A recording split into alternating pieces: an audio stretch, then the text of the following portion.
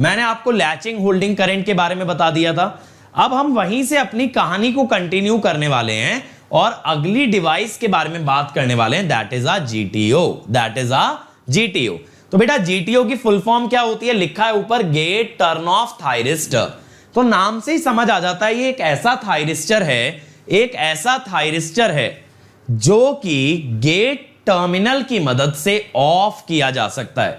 अगर किसी थायरिस्टर को आप गेट की मदद से ही ऑन और गेट की मदद से ही ऑफ कर पाए तो that is called as a GTO. That is called as a GTO. बात क्लियर हो रही है? इसको क्या बोला जाता है, जीटीओ भाई। अब यहां पे एनोड पे आप देखोगे तो ये N plus finger type structure लगा दिया जाता है। P प्लस के बीच में N प्लस डाल दिया जाता है जिसे कहते हैं फिंगर टाइप स्ट्रक्चर। जैसे 5 उंगलियां होती है ना, इस तरीके से PN इस तरह का स्ट्रक्चर हमने बना दिया है। ठीक है भाई। फिर देखो ये तो वही है भैया आपकी ड्रिफ्ट लेयर, ये तो वही है आपकी ड्रिफ्ट लेयर। और फिर देखो हमने क्या किया है ना, कैथोड को 2 हिस्सों में बांट दिया है। ये कैथोड को मैंने बेटा 2 हिस्सों में बांट दिया और बीच में लगा दिया है गेट। तो यहां पे मेन चेंजेस क्या है, फिंगर टाइप स्ट्रक्चर और दूसरा आया multi cathode structure. Multi cathode structure ऊपर ऊपर से याद रखना है, इसमें घुस के कोई क्वेश्चन नहीं पूछेगा आपसे। तो आपको क्या याद रखना है कि एनोड पे फिंगर टाइप स्ट्रक्चर होता है और कैथोड मल्टीपल पार्ट्स में डिवाइड किया जाता है। मल्टीपल पार्ट्स में डिवाइड किया जाता है। That is the major difference, that is the major difference between SCR and GTO. SCR and GTO. कल वाले पीडीएफ का सॉल्यूशन नहीं है, मतलब अब ये तो मुझे पता नहीं बेटा क्या कह रहे हो। बिल्कुल अमन, N प्लस का मतलब हाईली डोप, प्लस का मतलब होता है हाई डोपिंग, बिना साइन के मतलब है मॉडरेट डोपिंग और माइनस का मतलब है लो डोपिंग।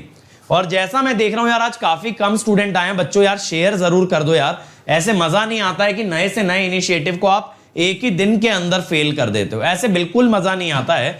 आपको ज्यादा से ज्यादा स्टूडेंट से शेयर करना पड़ेगा, तभी ये उम्मीद बैच से आपकी जैसे उम्मीद जागी है तो हमारी भी उम्मीद तभी जाग पाएगी। तो थोड़ा बेटा हमारी उम्मीद का भी ख्याल कर लो, थोड़ा सा हमारे मोटिवेशन का भी ख्याल कर लीजिए। अब देखो जीटीओ को रिप्रेजेंट कैसे करते हैं, जस्ट लाइक अ एससीआर। ये डबल साइडेड एरो क्या बता रहा है, ये बता रहा है आईजी कैन बी पॉजिटिव और आईजी कैन बी नेगेटिव।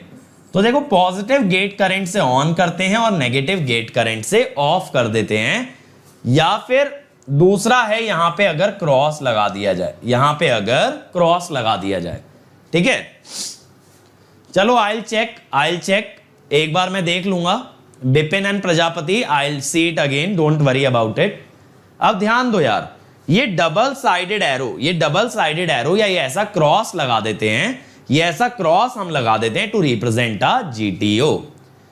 अब बात है जीटीओ और एससीआर में क्या डिफरेंस है, जीटीओ और एससीआर में क्या डिफरेंस है।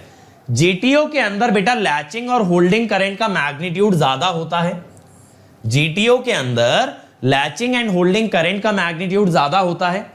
जीटीओ का टर्न ऑन और टर्न ऑफ फास्ट होता है, या ये कह दो इसका स्विचिंग टाइम कम होता है। स्विचिंग टाइम कम का मतलब है स्विचिंग फ्रीक्वेंसी का ज्यादा होना, स्विचिंग फ्रीक्वेंसी का ज्यादा होना।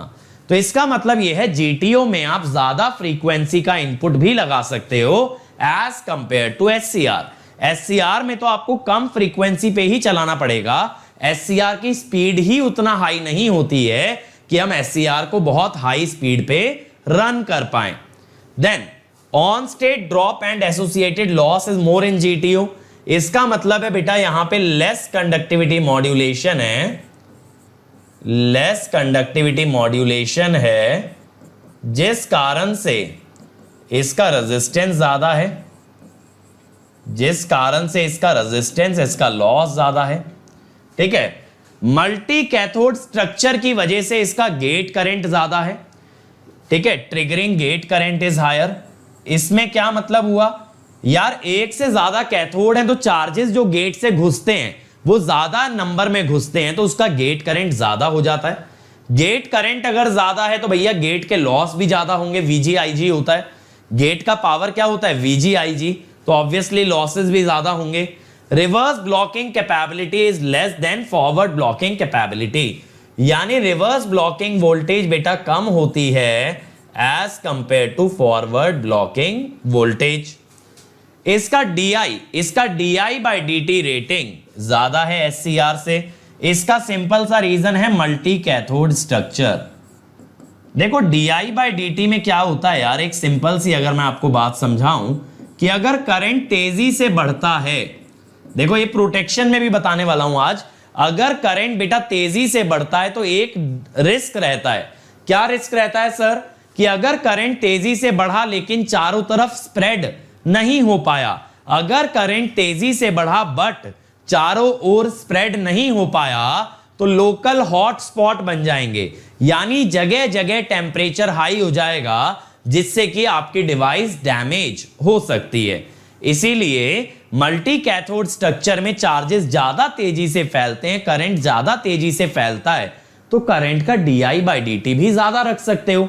यानी ऐसा सोचो ना, अगर करंट बहुत तेजी से स्प्रेड हो रहा है तो बढ़ भी रहा है तो कोई दिक्कत नहीं है, लेकिन बढ़ रहा है और फैल नहीं रहा है तो बेटा दिक्कत हो जाएगी कि करंट हाई हो गया लेकिन स्प्रेड नहीं हुआ।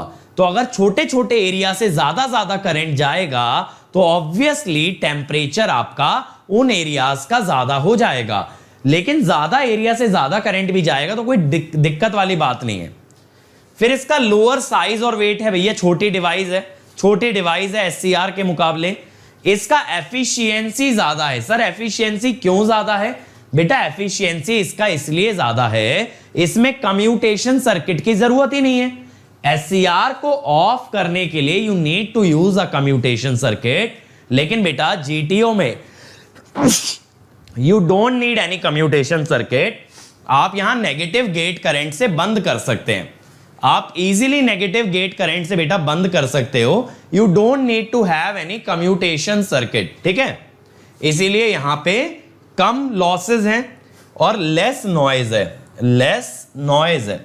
नॉइज ना ये नहीं होता आवाज करता है SCR या GTO, नॉइज का मतलब है आजू बाजू वाले एलिमेंट से कितना इंटरफेयर करता है, उनको कितना परेशान करता है, तो ये कम परेशान करता है। अच्छा बच्चा है। फिर आता है रिवर्स कंडक्टिंग थायरिस्टर। इसमें क्या होता है, इसमें बेटा anti parallel SCR is fabricated on same integrated circuit। ऐसा मत सोचना SCR के अंदर होता है, एक जो IC बना रहे हो ना उस पे SCR भी बना दो और उसी पे डायोड भी बना दो। अगर बेटा एक SCR और एक डायोड ऐसे पैरेलल में कनेक्टेड है, ध्यान देना मैंने आपको कल बताया था ना कैरेक्टरिस्टिक ड्रॉ करना, तो देखो SCR का कैसा होता है यार characteristic. SCR forward current carry करता है और दोनों वोल्टेज को ब्लॉक करता है। अब रिवर्स डायोड का कैसे होगा यार, जो डायोड उल्टा कनेक्टेड है उसका करंट और वोल्टेज दोनों उल्टा कर देंगे। करंट उल्टा करने का मतलब है नेगेटिव करंट, वोल्टेज उल्टा करने का मतलब है पॉजिटिव वोल्टेज। अब हम क्या करते हैं मेरे बच्चों कि हम लोग वोल्टेज का लेते हैं इंटरसेक्शन और करंट का लेते हैं यूनियन। तो वोल्टेज का इंटरसेक्शन तो ये आ गई, करंट का यूनियन तो बेटा ये आ गया। तो ये क्या हो गया, ये हो गया unipolar and by directional. Unipolar and by directional, समझे। तो इसका यूज कहां कर सकते हैं ना यार, इन्वर्टर के अंदर ऐसा हमें चाहिए होता है स्विच। इन्वर्टर के अंदर, वोल्टेज सोर्स इन्वर्टर के अंदर ऐसे स्विच की जरूरत पड़ती है, वहां आप लोग यूज कर सकते हैं, बिल्कुल। GTO is a fully controlled switch, ठीक है, सर नहीं स्विच है, GTO सर थोड़ी है। अमन पूछ रहे हैं voltage rating of GTO is greater then SCR। नहीं बेटा, ये ध्यान रख लो SCR से ऊपर किसी डिवाइस की रेटिंग नहीं जा सकती, ठीक है। Rating of SCR is maximum, इसीलिए तो इतना पॉपुलर है बेटा, सबसे भारी डिवाइस है, सबसे तगड़ी डिवाइस है। और speed of SCR is minimum. Speed इसकी मिनिमम होती है और बेटा इसकी रेटिंग मैक्सिमम होती है। ठीक है, स्पीड मिनिमम, रेटिंग मैक्सिमम।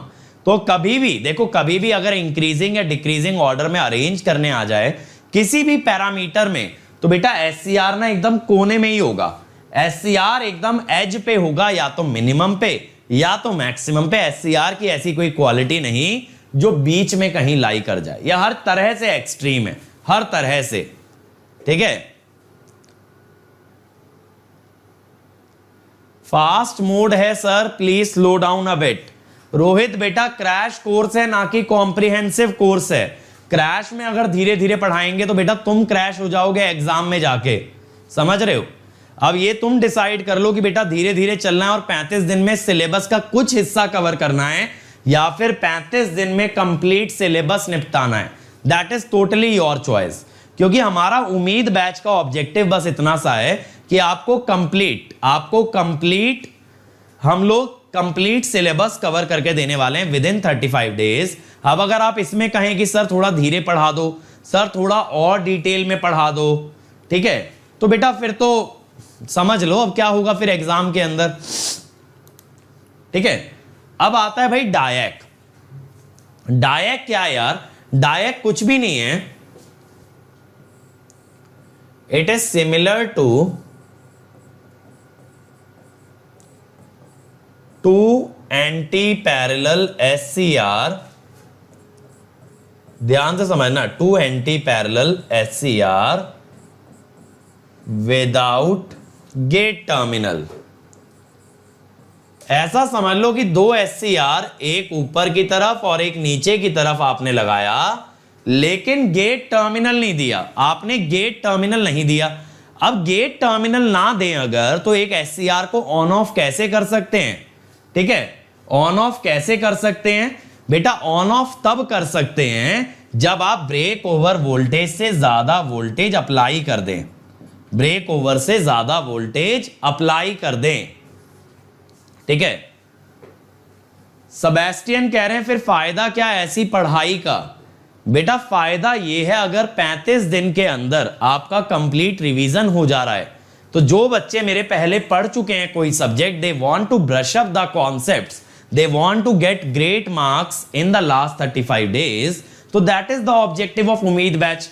अगर यहां मैं डिटेल में पढ़ाने लगूं आखिरी 35 दिन में, तो बेटा 35 दिन में तो पावर इलेक्ट्रॉनिक्स ही पूरा नहीं हो पाएगा, लेट अलोन 12 सब्जेक्ट की अगर बात करें। समझ रहे हो? फायदा उन बच्चों के लिए जिनको पहले से नॉलेज है, they want to brush up their concept.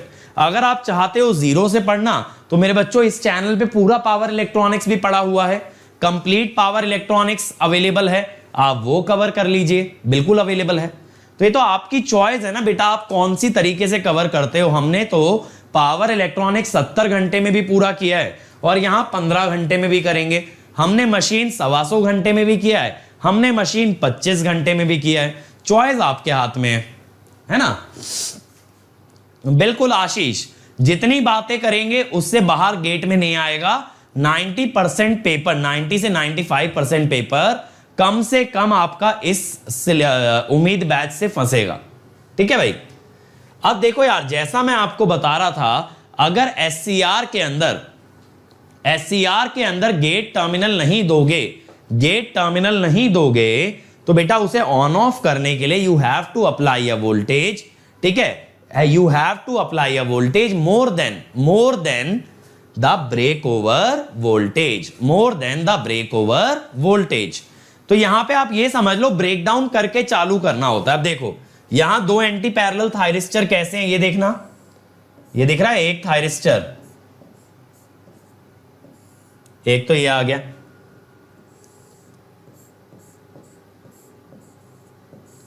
एक ये आ गया, है ना? दो थायरिस्टर हो गए भाई, दो थायरिस्टर हो गए, PN PN PN PN। बस इनका गेट टर्मिनल कहीं भी कनेक्ट नहीं किया। अगर बेटा इसमें गेट टर्मिनल भी दे दें तो अगली डिवाइस पे पहुंच जाते हैं, दैट इज ट्रायक। तो बेटा आप ट्रायक के और डायक को कंपेयर कैसे कर सकते हो? तो आप ये बोल सकते हो, diac is triac without gate terminal, है ना। ट्रायक में से गेट टर्मिनल अगर हटा दें तो वो क्या बन जाता है, डायक। तो यहां मैंने ट्रायक दिखा दिया। अब यार इसके अंदर एक चीज देखो कि करंट दोनों दिशाओं में फ्लो कर सकता है, ऊपर से नीचे भी और नीचे से ऊपर भी। तो यहां बेटा एनोड कैथोड कहना, यहां एनोड कैथोड कहना गलत होगा। तो यहां हम बोलते हैं मेन टर्मिनल टू और मेन टर्मिनल 1, मेन टर्मिनल 2 और बेटा मेन टर्मिनल 1, कि दो मेन टर्मिनल्स के बीच में आपका करंट फ्लो करेगा। It can go up, it can go down, ठीक है, it can go up, it can go down. अब यहां देखो क्या होगा, गेट करंट आप जैसे जैसे बढ़ाते जाते हो तो ये ब्रेक ओवर वोल्टेज घट रहा है। ये मैंने आपको SCR के अंदर भी बताया था, as IG increases VBO reduces, as IG increases VBO reduces, ठीक है। अब यहां पे अगर आपको नेगेटिव डायरेक्शन में कंडक्शन चाहिए बेटा, तो यहां पे आप गेट करंट नेगेटिव लगाएंगे, ठीक है। तो यहां पे नेगेटिव गेट करंट लगाया जाता है। तो पॉजिटिव गेट करंट से एक डायरेक्शन में कंडक्शन आता है और नेगेटिव गेट करंट से दूसरी डायरेक्शन में कंडक्शन आता है, ठीक है। ये बात क्लियर हो गई, ये बात बेटा क्लियर हो गई सारी ट्रायक के अंदर। और डायक जो होता है ना, इसके ट्रिगरिंग सर्किट में काम आता है। डायक का एप्लीकेशन क्या है, diac is used for triggering of triac, for triggering of triac, ठीक है। ये बात क्लियर है, बिल्कुल है स्वाति। फायरिंग सर्किट बेटा इसी साल ऐड हुआ है, इसी साल ऐड हुआ है फायरिंग सर्किट, ठीक है। धर्मेंद्र ये बात गलत है कि two diodes anti parallel is called as triac, two thyristors in anti parallel without a gate terminal is called as diac, is called as diac, ठीक है। जयंत सिर्फ कैरेक्टरिस्टिक बेटा काफी है, कोई स्ट्रक्चर याद करने की जरूरत नहीं है। अब देखो ट्रायक की कैरेक्टरिस्टिक की अगर बात करें तो it is a bipolar switch, it is a by directional switch, it is semi controlled and it is a minority carrier device. तो बेटा देखो ये पॉजिटिव और नेगेटिव दोनों करंट को ले जा सकता है और ये पॉजिटिव और नेगेटिव दोनों वोल्टेज को भी ब्लॉक कर सकता है, ठीक है। ये दोनों वोल्टेज को भी ब्लॉक कर सकता है। ये बात क्लियर हो गया, ये बात क्लियर हो गया भाई। तो ये चारों क्वाड्रेंट में काम करता है। यहां पे आप लिख सकते हो that SOA is all 4 quadrants, ठीक है। तो ये यहां पे हो जाती है हमारी थायरिस्टर की फैमिली। अब कल बेटा आप लोग एक क्वेश्चन पूछ रहे थे कि सर बीजेटी, मॉसफेट और IGBT का कंपैरिजन करा दो, तो आज मैं आपके लिए वो कंपैरिजन लेके आया हूं। बीजेटी में कंट्रोलिंग होती है by means of base current, MOSFET में by means of gate voltage, IGBT में by means of the gate voltage. BJT is a bipolar device, यानी इलेक्ट्रॉन और होल दोनों कंडक्शन का हिस्सा बनते हैं। Power MOSFET is a unipolar device, सिर्फ इलेक्ट्रॉन या होल से कंडक्शन।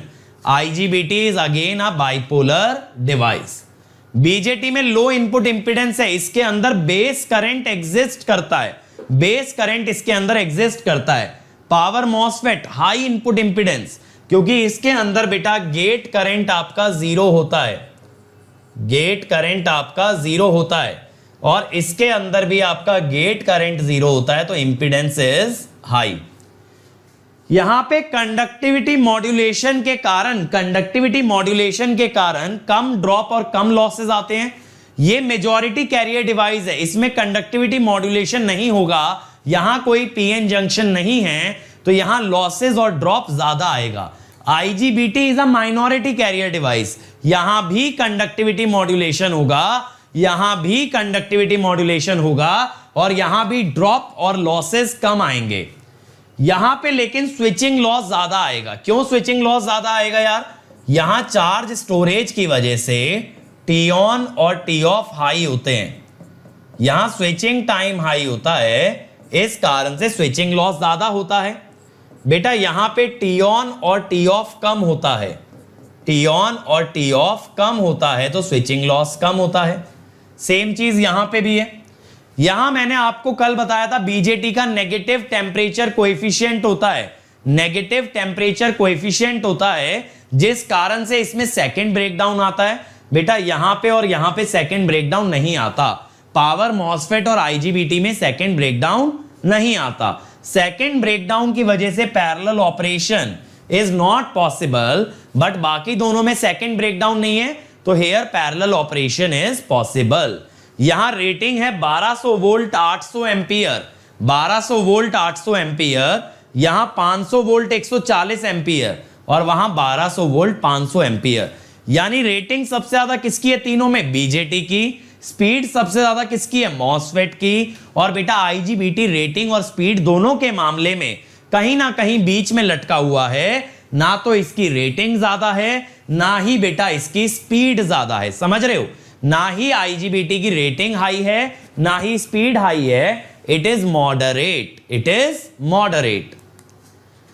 अब क्वेश्चन आ गया बच्चों आपके लिए, क्वेश्चन आ गया। Figure shows 4 power electronic switch, which of the switches can block voltage of either polarity. यानी बाइपोलर स्विच की बात कर रहा है बेटा।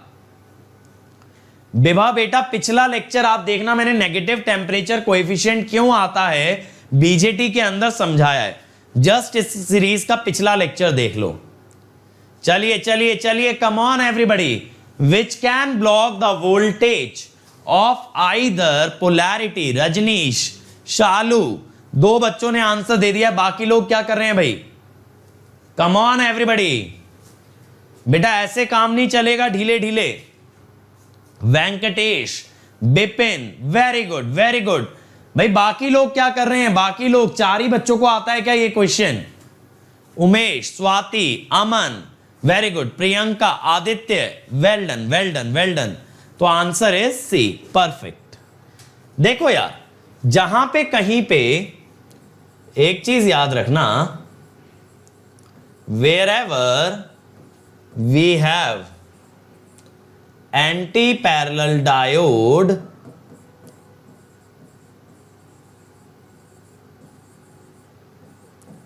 तो यहां पे क्या होता है? ये रिवर्स वोल्टेज को ब्लॉक नहीं कर सकता, can not block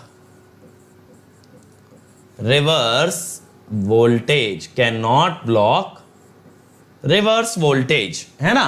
reverse voltage को क्यों नहीं ब्लॉक कर सकता? क्योंकि बेटा उल्टा वोल्टेज लगाते ही तुरंत डायोड फॉरवर्ड बायस हो जाएगा and it will start to conduct. Diode तुरंत कंडक्शन में आ जाएगा, इसीलिए it can not block reverse voltage. तो ये तो नहीं हो सकता। अब ये स्विच मैंने आपको बीजेटी वाला कल एनालाइज कराया था, बीजेटी के सीरीज में डायोड, तो इसमें और एससीआर में दोनों में सेम कैरेक्टरिस्टिक आती हैं। कल एक बच्चे ने बोला भी था कि सर ये एससीआर की तरह बिहेव कर रहा है, तो बेटा ये हो गया बाइपोलर, ये हो गया बाइपोलर। बहुत बढ़िया, मैक्सिमम बच्चों ने सही आंसर दिया जैसा मैं देख रहा हूं। निखिलेश का आंसर गलत है, एएच चैनल का आंसर गलत है, बाकी ज्यादातर जनता ने सही आंसर दिया। Very good. चलो अगला बनाओ, अगला बनाओ भाई। 4 power semiconductor devices are shown along with their relevant terminal.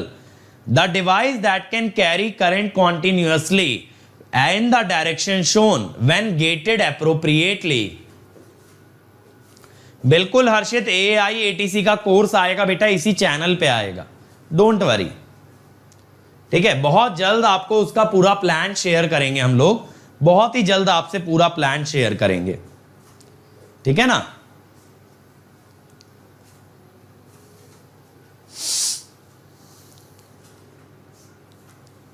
चलिए चलिए चलिए, come on everybody.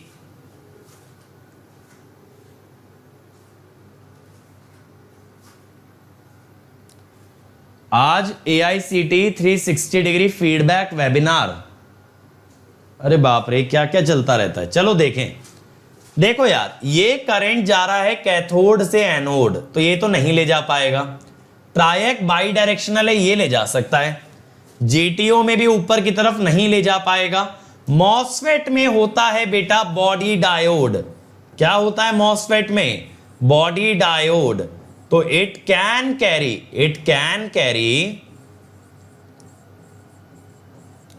Negative current.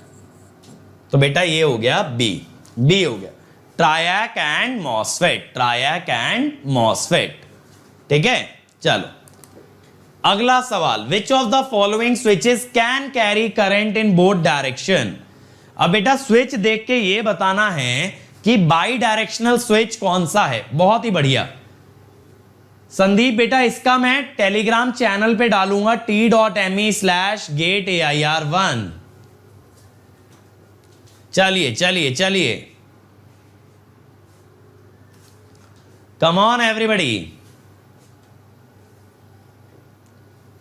जल्दी बताइए। दोनों डायरेक्शन में करंट क्या आ रहा है? सी आ रहा है।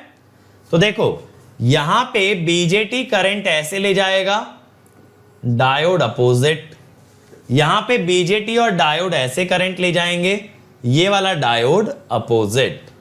और बेटा ये नेगेटिव में करंट नहीं जाने देगा। तो यहां पे कौन सा आंसर हो गया? सी, सेकंड एंड थर्ड। सी आ गया, सेकंड एंड थर्ड। क्लियर है? ये एक आध बच्चा अंकित लिख रहा है बी। बेटा अंकित ये भी तो आपका लेके जाएगा ना, दोनों डायरेक्शन में कैरी कर सकता है ना BJT with anti parallel diode.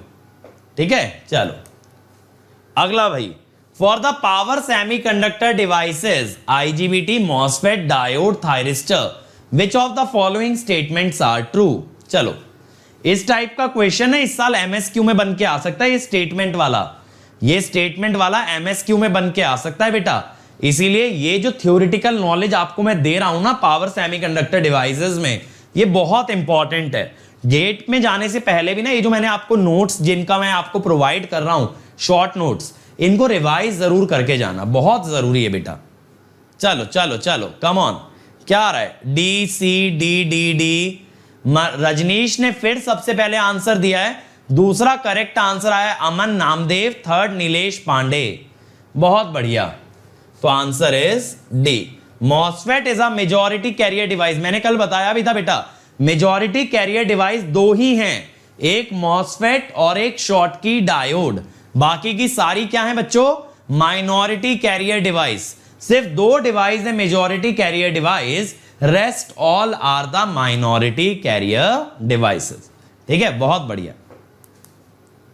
अगला क्वेश्चन, अगेन देखो स्टेटमेंट वाला क्वेश्चन है भैया, जल्दी से बता दो। IGBT माइनॉरिटी कैसे? मोनू देखो उसके अंदर PN जंक्शन बनता है। IGBT में एक P रीजन एक्स्ट्रा आता है ना, तो PN जंक्शन बनता है। अब P में से जब होल्स N में जाएंगे तो क्या कहलाएंगे? Minority carrier. इसीलिए इसको बोलेंगे माइनॉरिटी कैरियर डिवाइस। तो आपको क्या ध्यान देना है मोनू बेटा, कि किसी डिवाइस में अगर करंट के रास्ते में PN जंक्शन बन गया तो वो है माइनॉरिटी कैरियर डिवाइस, अगर PN जंक्शन नहीं बना तो वो है मेजॉरिटी कैरियर डिवाइस। चलिए अगले का आंसर दो भाई, क्या है जल्दी बताएं। हर्षवर्धन ने बोला है डी, विद्या बोल रहे हैं ए। जल्दी बताइए।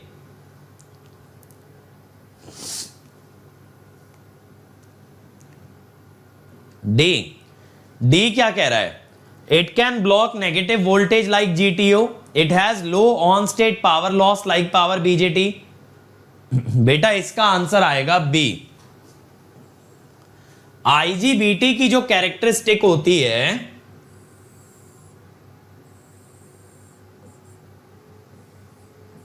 वो मेरे बच्चों ऐसी होती है, it can not block reverse voltage. ठीक है, but low on state power loss होगा। Low on state power loss होगा भाई। क्यों होगा low on state power loss? क्योंकि इसमें आएगा कंडक्टिविटी मॉड्यूलेशन, इसके अंदर आएगा कंडक्टिविटी मॉड्यूलेशन। जितनी भी माइनॉरिटी कैरियर डिवाइस है ना यार, सब में आता है कंडक्टिविटी मॉड्यूलेशन, जिससे कि कंडक्शन लॉस कम होता है। High input impedance, high input impedance क्या होता है? हाई इनपुट इंपिडेंस इसलिए क्योंकि बेटा gate current is zero, gate current is zero. ठीक है, आपको पता है ना गेट पे इंसुलेटर होता है, गेट पे इंसुलेटर होता है, इस वजह से वहां पे गेट करंट जीरो है, या ये कह दो इंसुलेटर के कारण इंपिडेंस हाई है। अगला question, in a GTO anode current begins to fall when gate current is, जल्दी बताओ, जल्दी से बता दो, anode current begins to fall when gate current is. GTO के अंदर एनोड करंट घटना कहां से शुरू होता है? पहला आंसर आ रहा है एजाज से, बाकी लोग बताएं भाई, जल्दी से बाकी लोग भी बताएं भाई। कम on everybody, come on come on come on everybody, जल्दी से आंसर चाहिए बेटा, जल्दी से आंसर चाहिए।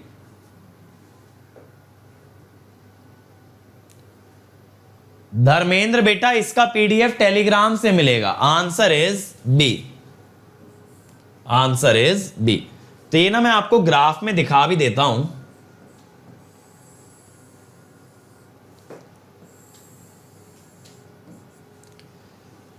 देखो गेट करंट जो होता है ना, वो हम ऐसा लगाते हैं और इसके करेस्पॉन्डिंग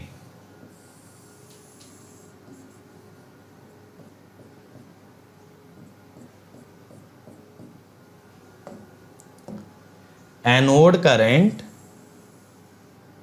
मेनली यहां से घटना शुरू होता है। ठीक है, तो ये जो टाइम होता है ना, ये स्टोरेज टाइम होता है। यहां पे जो एनोड करंट है ये I से 90% तक घटता है, यानी कि 10% reduction,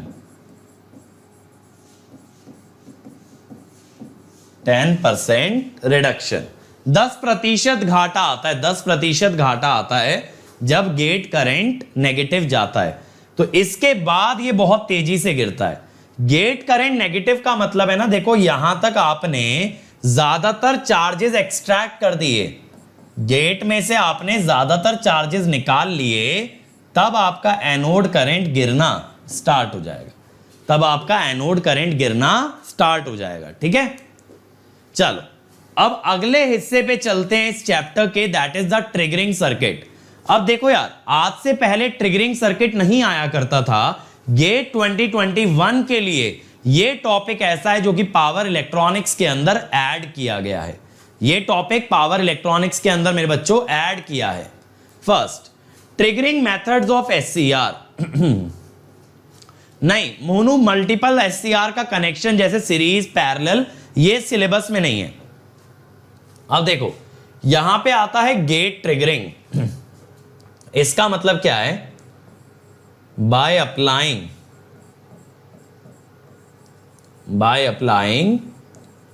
gate current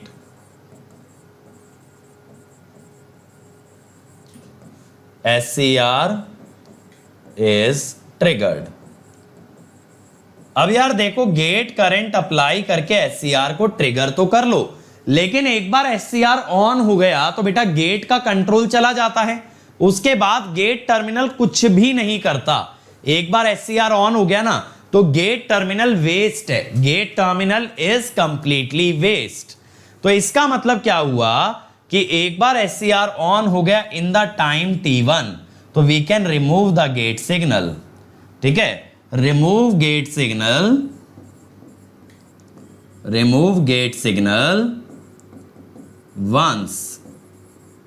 once SCR turns on. ठीक है, तो बेटा यहां पे ना ड्यूटी रेशो की बात कर देते हैं, यहां पे हम ड्यूटी रेशो की बात कर देते हैं, दैट इज T1/T, और दूसरी बात कर देते हैं mark to space ratio MSR, that is T1/T-T1। यानी T on by T off, T on by T off. Gurjeet बेटा अगर समझ आ रहा है, ये अगर समझ आ रहा है तो सफिशिएंट है बेटा। तो मार्क टू स्पेस रेशियो क्या है बेटा? On time by off time, T1 by T minus T1। Duty cycle क्या है? On time by total time, on time by total time. अब यहां पे हम ये कहते हैं this is a pulse transformer. Pulse transformer का काम है to isolate the gate firing circuit and the power circuit, the gate firing circuit and the power circuit, that is the working of the pulse transformer, pulse transformer. ठीक है भाई। तो हम क्या कहते हैं? High frequency pulse is applied, high frequency pulse is applied to reduce size of pulse transformer, to reduce the size of pulse transformer। ठीक है भाई। अब देखो दूसरा तरीका क्या है? Anode cathode forward voltage SCR triggering. इसमें हम क्या कहते हैं? If voltage across anode and cathode is greater than the break over voltage then SCR turns on. सीधी सी बात है भैया, हाई वोल्टेज लगा के भी चालू कर सकते हैं। अगला है DV by DT, DV by DT triggering, DV by DT triggering. तो बेटा इसमें क्या होता है? इन फॉरवर्ड ब्लॉकिंग मोड, देखो जब फॉरवर्ड ब्लॉकिंग मोड आता है तो जो आपका एससीआर है ना, वो एक जंक्शन कैपेसिटेंस की तरह बिहेव करता है। किसकी तरह बिहेव करता है बेटा? Junction capacitance. तो उसका करंट जो होता है वो होता है सीजे डीवी बाय डीटी। अब अगर ये करंट लैचिंग करंट से ज्यादा हो गया तो एससीआर ऑन हो जाएगा। इसे कहते हैं डीवी बाय डीटी ट्रिगरिंग। क्या कहते हैं इसे? DV by DT triggering. Then temperature triggering. बेटा अगर टेम्परेचर हाई कर दिया जाए, अगर टेम्परेचर हाई कर दिया जाए तो वो इलेक्ट्रॉन और होल को पैदा कर देता है। इलेक्ट्रॉन और होल को जब ये पैदा करता है तो ये गेट करंट की तरह से काम करते हैं। और अगर आपने टेम्परेचर की मदद से गेट करंट जनरेट कर दिया तो बच्चों क्या होगा? तो एससीआर ऑन हो जाएगा। टेम्परेचर रेज करके चार्जेस जनरेट किए, चार्जेस से करंट जनरेट हुआ, इसे कहते हैं थर्मल ट्रिगरिंग। और लास्ट है लाइट ट्रिगरिंग। अगेन यार वही बात है, अगर आप सही फ्रीक्वेंसी की लाइट डालो तो आप किसी एटम से इलेक्ट्रॉन निकाल सकते हो। You can extract any electron from an atom if you incident the light of appropriate frequency। तो वो है लाइट ट्रिगरिंग। इसमें बेटा डिजायरेबल कौन कौन से मेथड्स हैं? एक तो ये है डिजायरेबल और एक ये है डिजायरेबल। बाकी ये तीनों क्या हैं? अनडिजायरेबल। ये बीच वाले तीनों क्या हैं? अनडिजायरेबल, जिनका प्रैक्टिकली यूज नहीं किया जाता। ठीक है। अब आता है ट्रिगरिंग सर्किट, जो कि इस साल ऐड हुआ है।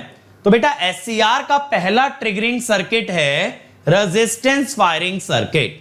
अब इसमें हम क्या कहते हैं? देखो ये डायोड क्यों लगाया है, सबसे पहली बात समझना। एक एक चीज का रीजन बता रहा हूं। R1 is your current limiting resistor, current limiting resistor. ठीक है। Diode, so that Ig is positive, Ig cannot be negative, यानी करंट बेटा ऐसे ही जाए, करंट उल्टा ना जा पाए। अब यहां हम क्या कह देते हैं मेरे बच्चों कि यहां अगर गेट का वोल्टेज निकाला जाए तो ये होता है Vm sin omega T into R by R1 plus R2 plus R। इसको हम ऐसे लिख देते हैं VGM अब आप कहोगे कि सर ये R2 वेरिएबल क्यों है, सर ये R2 वेरिएबल क्यों है? बेटा R2 इसलिए वेरिएबल है कि as R2 increases VGM decreases. हम बोलते हैं कि SCR तब ट्रिगर होगा, कब ट्रिगर होगा भैया? SCR turns on when gate voltage is more than the threshold voltage. तो देखो मैंने यहां पे दिखा भी रखा यार, ये थ्रेशोल्ड वोल्टेज है VGT। जब आपका गेट का वोल्टेज इसके ऊपर जाएगा तब SCR ट्रिगर हो जाएगा। तो देखो ये VGM1 है जहां पे R2 को मैंने 0 कर रखा है और फिर मैं R2 को बढ़ाते चल रहा हूं, R2 को मैं बढ़ाते चल रहा हूं। तो देख रहे हो पहले ज्यादा वोल्टेज था, फिर कम हुआ, फिर और कम हुआ। इसके नीचे नहीं जा सकते, इसके नीचे अगर चले गए बेटा तो ये VGT से इंटरसेक्शन ही नहीं आएगा, ठीक है? VGT से इंटरसेक्शन ही नहीं बनेगा तो यानी ट्रिगरिंग भी नहीं आएगी। तो यहां पे आपका मैक्सिमम फायरिंग एंगल क्या हो सकता है? That is 90 degree. अब आप कहोगे सर ये फायरिंग एंगल क्या होता है? बेटा फायरिंग एंगल क्या है? एक ऐसा डिले है, जैसे मान लो SCR आज फॉरवर्ड बायस हो गया, लेकिन आपने गेट करंट कल दिया उसे ऑन करने के लिए, तो आपने एक दिन का डिले कर दिया, इसे कहेंगे फायरिंग एंगल डिले। समझ रहे हो? तो फायरिंग एंगल डिले का क्या मतलब है? SCR तो पूरी तैयारी से बैठा था, फॉरवर्ड बायस था, कह रहा था चलो भाई चलो चालू हो जाते हैं, लेकिन आप ही ने उसे गेट पल्स नहीं दिया। तो आप गेट पल्स कितने एंगल के बाद देते हो? That is the firing angle. तो the angular delay after forward biasing at which gate pulse is applied is called as the firing angle delay, is called as the firing angle delay। ठीक है? तो इस method की limitation क्या है? Firing angle delay is less than equal to 90, क्योंकि यार intersection 90 के आगे थोड़ी आ सकता है, 90 तक ही मैक्सिमम जा सकता है। दूसरा होता है भैया RC फायरिंग सर्किट। यहां पे क्या करते हैं देखो, एक RC सर्किट हमने बना दिया, RC सर्किट हमने बना दिया। अब यहां हम क्या करेंगे, ऐसा करके ना कैपेसिटर को चार्ज करेंगे। अब बेटा जब कैपेसिटर को हम चार्ज कर रहे हैं, जैसे ही ये कैपेसिटर की वोल्टेज यहां पे थ्रेशोल्ड वोल्टेज से ज्यादा हो जाएगी, जैसे ही as soon as VC is greater than VGT, SCR gets gate pulse through D1। अब आप कहोगे सर ये डायोड क्यों लगाया? बेटा अगेन वही रीजन है, मैं ये चाहता हूं गेट करंट पॉजिटिव तो हो बट नेगेटिव ना हो, यानी गेट करंट उल्टा ना जा पाए, गेट करंट उल्टा ना जा पाए, गेट करंट सिर्फ गेट के अंदर एंट्री ले, उसके लिए ये डायोड है। तो देखो क्या होता है, इनिशियली आपका कैपेसिटर नेगेटिव वोल्टेज को होल्ड कर रहा है। अब जैसे ही आपने पॉजिटिव वोल्टेज लगाई, ये रेजिस्टेंस के थ्रू चार्ज होना चालू हुआ। ये रेजिस्टेंस के थ्रू बेटा जब चार्ज होते होते कहां तक आ गया? VGT तक, तब आपका SCR ऑन होगा। और यहां पे बेटा अगर आप ध्यान से देखें तो you can go above 90 degree. तो इसमें ना कोई न्यूमेरिकल नहीं बनेगा RC फायरिंग सर्किट पे, बट आपको क्या याद रखना है? Here alpha can be between 0 to 180। ठीक है, 0 to 180। तो बेटा पिछले वाले केस में सिर्फ 90 तक जा सकते थे। There is no English crash course available as of now, only machine crash course is running in English every night at 9:30 PM। ठीक है, सो अब ध्यान दो, आप पिछले मेथड में सिर्फ 90 डिग्री तक जा सकते थे, अब आप 180 डिग्री तक भी जा सकते हैं। Is that clear? चलो अब आता है भाई UJT फायरिंग सर्किट। अब क्या होता है, R सर्किट से बन सकता है ना, आपने पोटेंशियल डिवीजन ही तो लगाया है। मैं आपसे जैसे फायरिंग एंगल पूछता, अगर मैं फायरिंग एंगल पूछूं तो आप क्या कहोगे? ये गेट वोल्टेज को VGT के बराबर कर दो, अल्फा निकाल दो। गेट वोल्टेज को VGT के बराबर करके अल्फा निकाल दो, सिंपल है। और आपने VG कैसे निकाला है? Bye potential division. ये वाला तो आ सकता है, इस पे नहीं आएगा, ठीक है। अब UJT पे आ गए। अब देखो दोनों मेथड के अंदर एक ड्रॉबैक है कि गेट करंट लगातार फ्लो करता रहता है, जिस कारण से लगातार पावर डिसिपेशन आता है, लगातार पावर डिसिपेशन आता है भाई। तो वो चीज अवॉइड करने के लिए यूज करते हैं UJT का। वही चीज अवॉइड करने के लिए किसका यूज करते हैं भैया? UJT का। तो UJT में हम क्या करते हैं? We make use of pulse gate triggering. Pulse gate triggering, इससे क्या होता है? इससे गेट करंट हटा दिया जाता है ट्रिगरिंग के बाद, तो पावर डिसिपेशन बच जाता है। कल मैंने बताया भी था power dissipation VG into IG। तो भाई पावर डिसिपेशन कम हो जाता है because we remove the gate pulse after triggering. अब UJT के अंदर देखो एक ही PN जंक्शन होता है, ओनली वन जंक्शन, इसीलिए इसको बोला यूनि जंक्शन।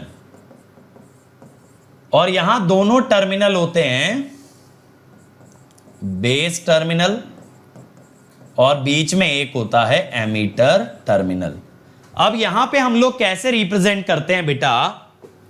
ये जो PN जंक्शन है ये एक डायोड से रिप्रेजेंट हो जाता है, ये एक डायोड से रिप्रेजेंट हो जाता है, और ये जो पूरा सेमीकंडक्टर है ये रिप्रेजेंट हो जाता है रेजिस्टेंस से। पूरा सेमीकंडक्टर रिप्रेजेंट हो जाता है रेजिस्टेंस से। This is your semiconductor. तो अब मैं क्या कहता हूं कि ये जो पॉइंट है, लेट अस से V, ये V कितना है? ये है बेटा टोटल वोल्टेज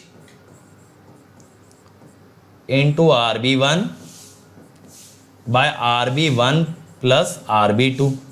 इसे लिख देते हैं ईटा VBB। सर ये ईटा क्या होता है? बेटा ईटा का मतलब होता है intrinsic stand of ratio. Intrinsic stand of ratio. अब हम क्या कहते हैं बेटा? ये जो डायोड है PN junction gets forward biased.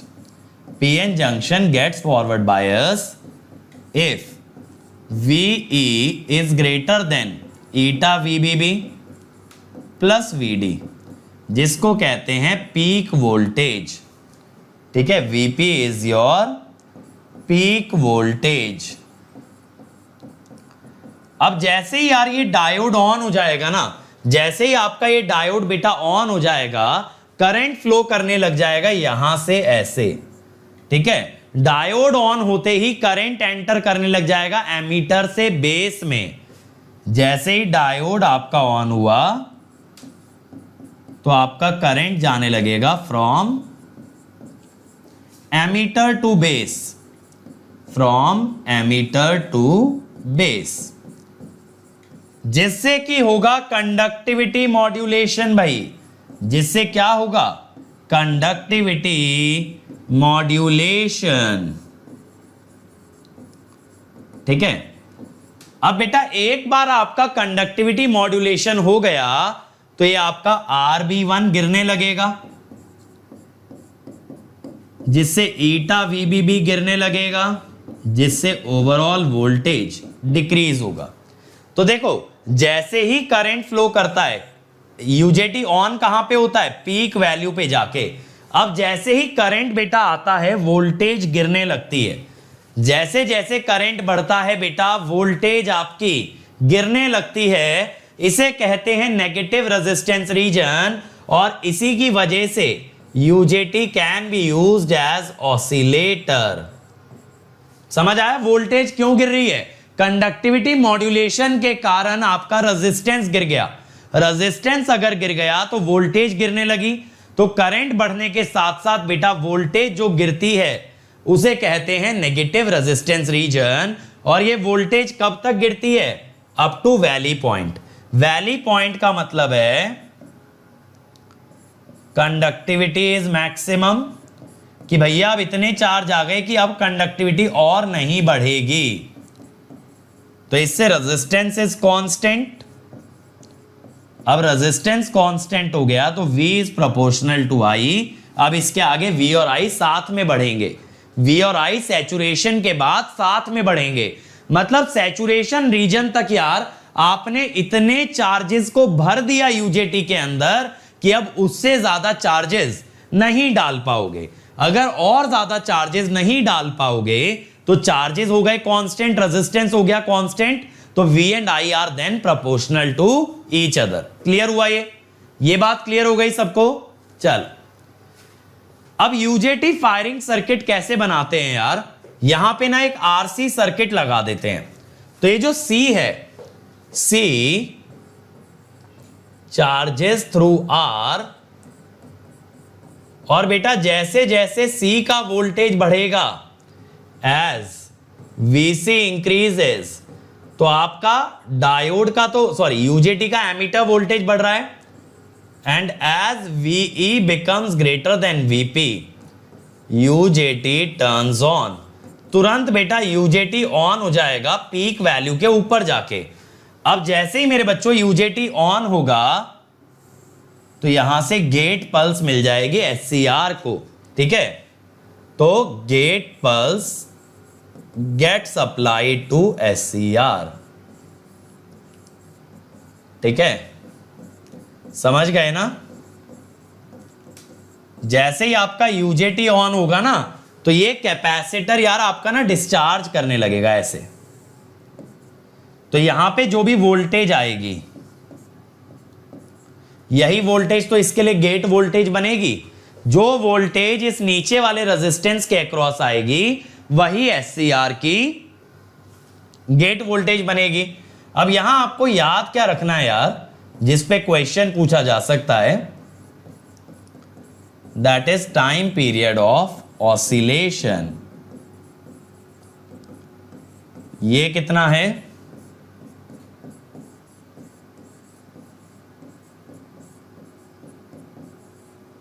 और यहां आपको ईटा भी पता होना चाहिए यार, RB1 by RB1 plus RB2, ठीक है?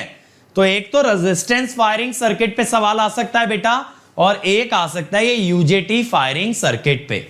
ये दो चीजें हैं और मैंने बता भी दिया सवाल कैसा बन सकता है, तो याद रखिएगा, ठीक है? ये बात क्लियर है? अच्छा, एक और चीज होती है कि एमीटर रेजिस्टेंस की लिमिट्स होती हैं, वो आप याद कर सकते हो। ये होती है VBB,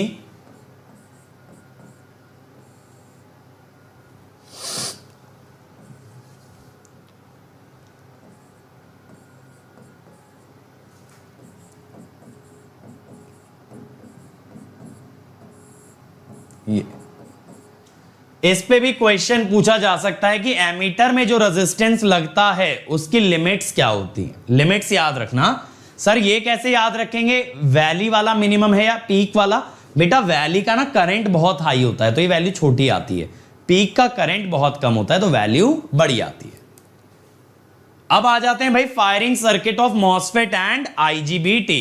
यार देखो मॉसफेट और IGBT पे क्या करना है, गेट पे आपको चार्ज डिपॉजिट करना है, ये चार्ज बनाएगा इलेक्ट्रिक फील्ड, उस इलेक्ट्रिक फील्ड से बनेगा चैनल और उस चैनल के थ्रू होगा कंडक्शन।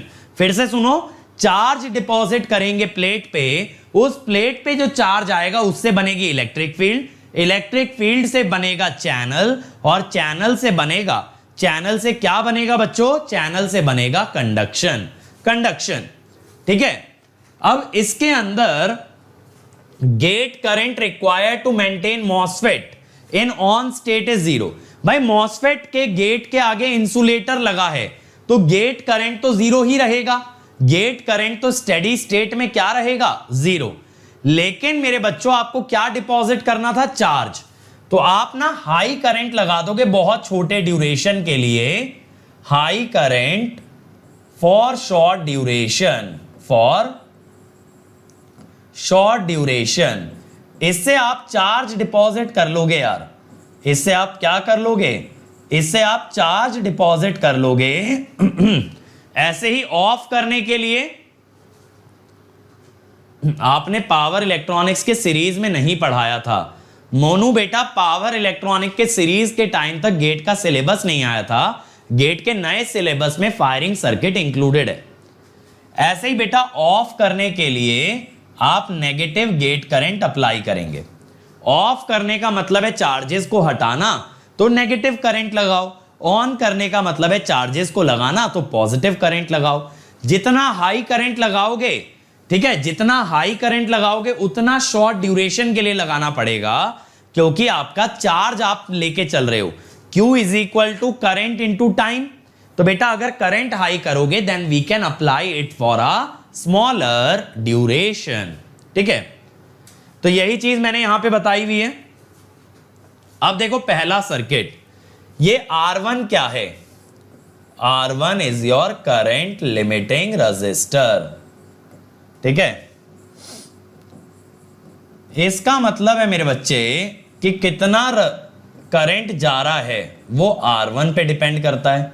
सर ये R2 क्यों लगाया है? बेटा देखो, गेट और सोर्स के बीच में ना कैपेसिटेंस होती है CGS। तो जब आप गेट वोल्टेज लगाते हो, when VG is applied,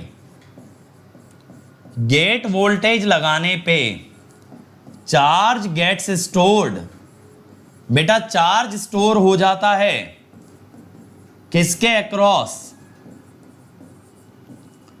across CGS। ठीक है, जो चार्ज मैंने आपको बोला है ना प्लेट पे, ठीक है, जब मैंने जो चार्ज बोला है प्लेट पे आएगा, वो किस पे आएगा? CGS पे। अब during turn off, during turn off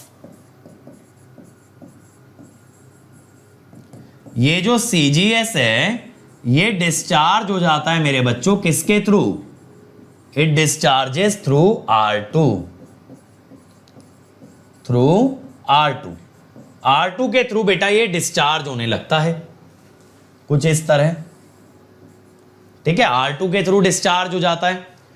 अब यहां R2 की value is kept 10 times of R1, ताकि बेटा यहां जो वोल्टेज आनी है,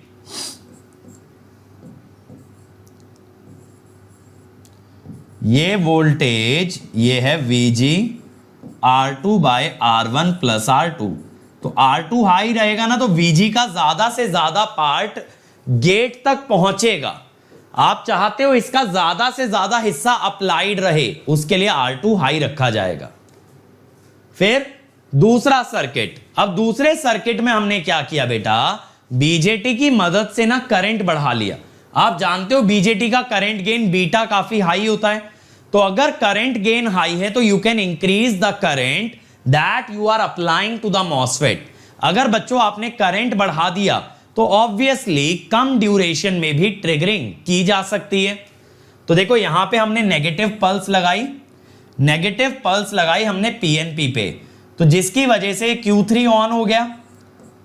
Q3 ऑन हुआ बेटा, तो यहां से करंट ऐसे गया जिससे Q1 ऑन हो गया।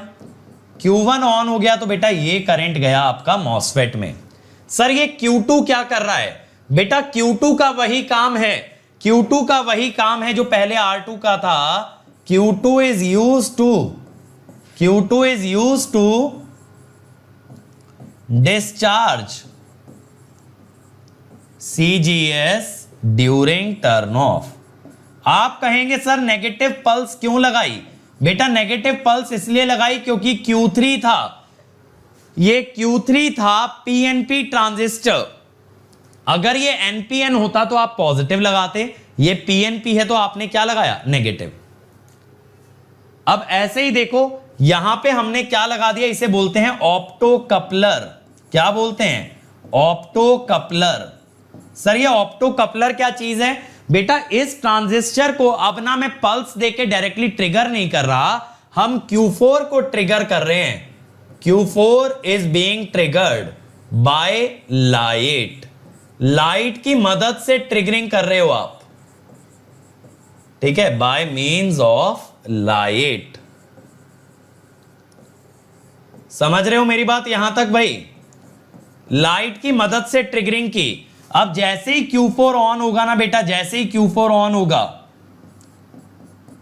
It will trigger your Q3, ये Q3 को ट्रिगर करेगा जो कि Q1 को ट्रिगर करेगा, जिससे कि आपका करंट ऐसे जाने लगेगा। अगेन Q2 का काम वही है, Q2 का काम वही है डिस्चार्ज कराने का, ठीक है। अब ये लास्ट सर्किट है बेटा जिसके अंदर हमने कपलिंग, स्वाति बेटा ये सर्किट्स रटके नहीं जाने, ये सर्किट बेटा रटके नहीं जाने, सर्किट का ऑपरेशन समझने की कोशिश करो कि लाइफ में कभी ये सर्किट दिखे तो आप समझ जाओ अच्छा ऐसे ऐसे काम करेगा। अब देखो यहां पे due to a positive gate pulse ये गेट करंट ऑन होगा, सॉरी ये बीजेटी ऑन होगा, जिससे कि करंट ऐसे जाना स्टार्ट करेगा।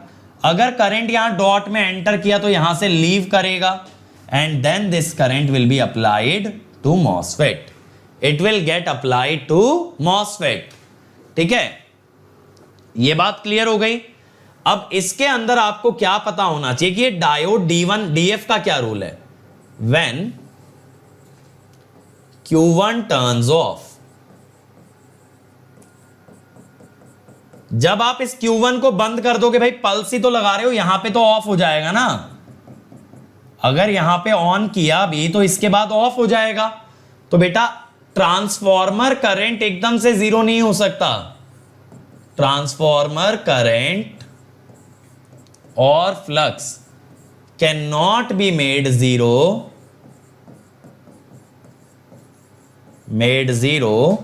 इंस्टेंटली, ठीक है। तो stored energy in transformer is discharge through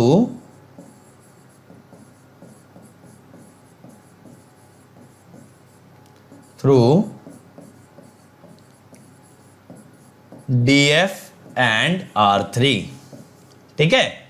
तो ये फ्रीव्हीलिंग डायोड और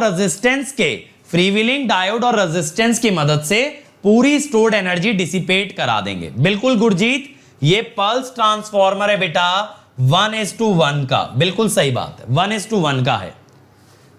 देखो यार मूवी रेव, अगर बेटा आपको समझ आ रहा है इस सिलेबस से, इस कोर्स से, तो बिल्कुल कर लो, नहीं समझ आ रहा तो बेटा कॉम्प्रिहेंसिव देखो। मैं तो इतना ही कह सकता हूं, अगर आपको फायदा हो रहा है तो बिल्कुल कंटिन्यू करो, ठीक है। अब भैया क्वेश्चन पे आ जाओ बेटा। The SCR employed in the following circuit has a turn on time of 10 microsecond, latching current 60 milli ampere. अब हमें मिनिमम पल्स विड्थ बताना है required to trigger the SCR। जल्दी से बताइए, minimum pulse width required to trigger the SCR। Circuit बेटा आपके सामने है, चलिए जल्दी से सभी लोग सॉल्व करेंगे इस क्वेश्चन को भाई। और बेटा जो अभी मैंने लास्ट सर्किट आपको दिखाया ना, आप गेट PYQ में देखना, उस पे न्यूमेरिकल आया हुआ है। जो अभी मैंने आपको लास्ट मॉसफेट का सर्किट दिखाया है, सेम सर्किट उन्होंने SCR पे लगा के PYQ में क्वेश्चन बनाया हुआ है, उसको जरूर देखना, ठीक है। प्रीवियस ईयर क्वेश्चन है, इंपॉर्टेंट है, और मैं बता रहा हूं इसी साल ऐड हुआ है, बहुत अच्छा चांस है कि इस बार क्वेश्चन फायरिंग सर्किट से आ जाएगा।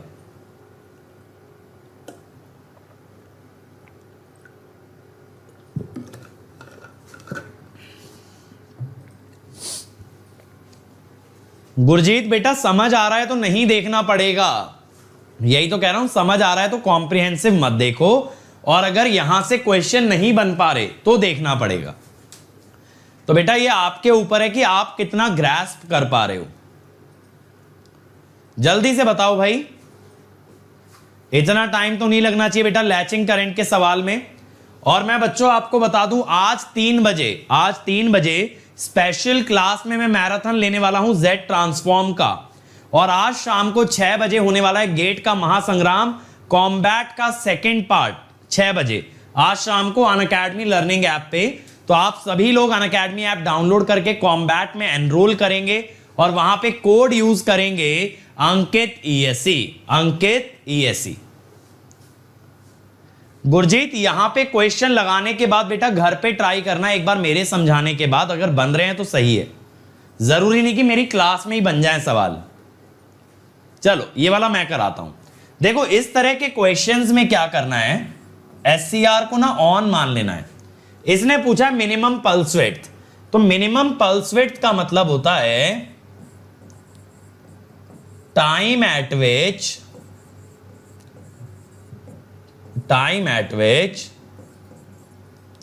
Thyristor current becomes equal to latching current, उसे कहते हैं मिनिमम पल्स विड्थ। अब बेटा एक चीज आप यहां पे नोटिस करेंगे कि यहां पे जो थायरिस्टर करंट है ना बेटा, वो दो करंट से बना हुआ है, I1 और I2। अगर आप SCR को ऑन मान रहे हो तो बेटा I2 तो डायरेक्टली आ गया 100/2 50 मिली एम्पियर, लेकिन आपको SCR में कितना चाहिए, आपको चाहिए 60 मिली एम्पियर, 60 मिली एम्पियर। तो फिर मैं कहता हूं if IT is I latching 60 milli ampere, तो इसका मतलब है बेटा I1 कितना चाहिए, I1 कितना चाहिए 10 मिली एम्पियर। अब I1 है एक RL सर्किट का करंट, RL सर्किट का करंट होता है V/R 1 - e⁻⁻t/τ। तो हम यही तो कह रहे हैं, दिस शुड बी 0.01, ठीक है। तो t कितना हो गया -τ ln 0.99। अब ये निकाल लेते हैं बेटा यहां से कि कितना टाइम आएगा, कितना टाइम आएगा ये हम लोग निकाल लेते हैं। टाउ है 1/100 L/R, ठीक है, और लॉग के अंदर डालना है 0.99। मेरा आ रहा है बेटा 100.5 माइक्रोसेकेंड, तो इसका आंसर हो गया 100 माइक्रोसेकेंड, ठीक है, 100 माइक्रोसेकेंड हो गया बेटा।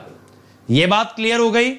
इतने टाइम पे बच्चे, इतने टाइम पे आपका करंट पहुंच जाएगा कितनी वैल्यू पे, लैचिंग करंट पे। चलो अगला ट्राई करें। The SCR has a latching current of 40, a gate pulse of 50 microsecond is applied. अब क्वेश्चन उल्टा है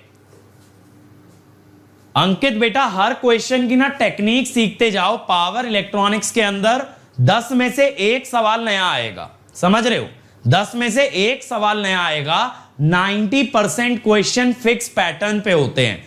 तो बेटा पैटर्न समझ लो, उसके बाद जब ऐसा क्वेश्चन दिखे तो पेल देना, ठीक है। इस चैप्टर से ना बेटा आपके 1 से 2 सवाल आ सकते हैं। इसका वेटेज वेरी करेगा 1 मार्क्स से 3 मार्क्स तक, ठीक है। मुझे इस बार ये उम्मीद लग रही है कि 1 नंबर का थ्योरी क्वेश्चन MSQ टाइप में जरूर बन सकता है इस बार। ये पूरा नहीं दिख रहा है, रुको थोड़ा सा नीचे कर देते हैं सवाल। अब देखो अब पूरा दिख रहा है भाई, चलो जल्दी से बना दो। कम on everybody. The SCR in the circuit shown has a latching current of 40 milliampere. A gate pulse of 50 microsecond is applied to the SCR. Maximum value to ensure successful firing. ठीक है, अब की बार बेटा आपसे R की value पूछी है firing के लिए। यहां पे ये ध्यान दो, लैचिंग करंट भी दे रखा है, आपको पल्स विड्थ भी दे रखी है। तो क्वेश्चन उल्टा फ्रेम किया है पिछली बार से। जल्दी से बना दो इसको। सेम पिछली बार वाला ही सर्किट है, बस थोड़ा सा रीडिजाइन कर दिया है। एग्जैक्टली सेम सर्किट है। चलिए चलिए चलिए, कम ऑन एवरीबॉडी। नहीं भाई मनी 45K तो नहीं आएगा बेटा। और कोई बताएं, और कोई स्टूडेंट भाई? स्वाति ने बोला 2.5K। बाकी बच्चे क्या कर रहे हैं?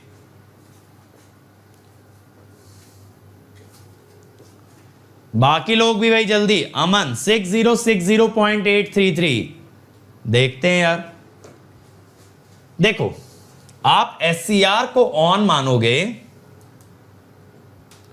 और आप यहां पे करंट मानोगे I लैचिंग। तो I लैचिंग यार दो करंट से बना हुआ है, I1 और I2। अब आपने पल्स विड्थ कितनी लगाई है यार, 50 माइक्रोसेकेंड।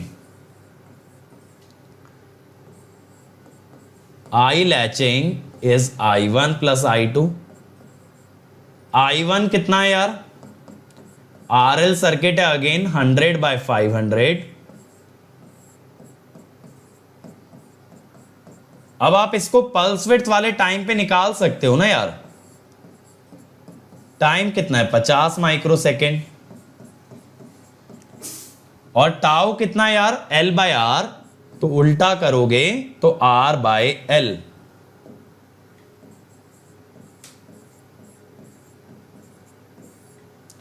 R/L, ठीक है।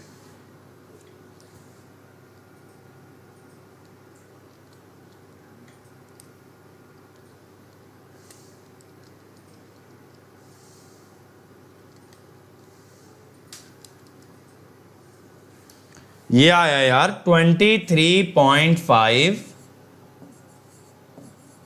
मिली एम्पियर, ठीक है। अब ये I1 आ गया बेटा, तो IL is I1 plus I2। और ये कितना है भाई, ये है आपका 40 मिली एम्पियर।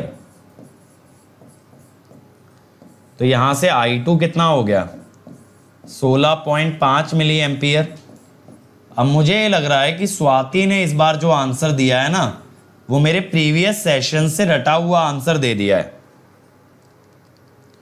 क्यों भाई स्वाति जी, ऐसा ही है? क्योंकि एक बच्चे का सही आंसर आया था 6060.83, ठीक है, ऐसा ही हुआ है ना। और ये देखो वेंकटेश ने भी 2.5 के। चलो अगला ट्राई करो बेटा, सिमिलर सर्किट है, टर्न ऑन टाइम है 5 microsecond, latching current 50 milli ampere. मैं यहां पे लिख देता हूं, आपसे पल्स विड्थ पूछा है,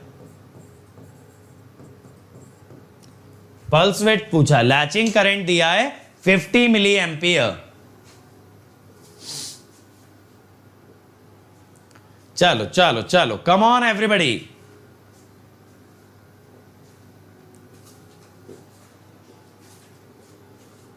जल्दी से बनाएंगे सब लोग। पल्स विड्थ पूछा है बेटा लैचिंग करंट करके। बेटा कैलकुलेशन मिस्टेक जो होती है ना, वो मुझे पता है, लेकिन एकदम सेम सर्किट का एक आंसर 2.5 मिली एम्पियर आता है, सॉरी 2.5 किलो ओम आता है। और वो क्वेश्चन मैंने कल ही कराया है।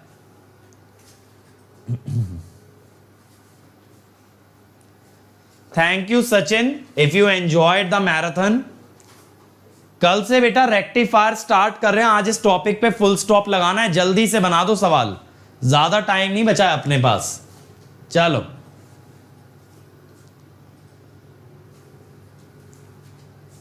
सचिन बेटा, बाकी के मैराथन आपको इलेक्ट्रिकल जंक्शन पे मिलेंगे। बाकी के मैराथन रेक्टिफायर, चॉपर और इन्वर्टर के, they are on Electrical Junction. क्या आ रहा है, बी आ रहा है? चलो देखें। देखो यहां पे अगर SCR को ऑन मान ले यार, तो ये करंट तो सिंपल है, जिसका मतलब यहां पे बचा हुआ करंट जाएगा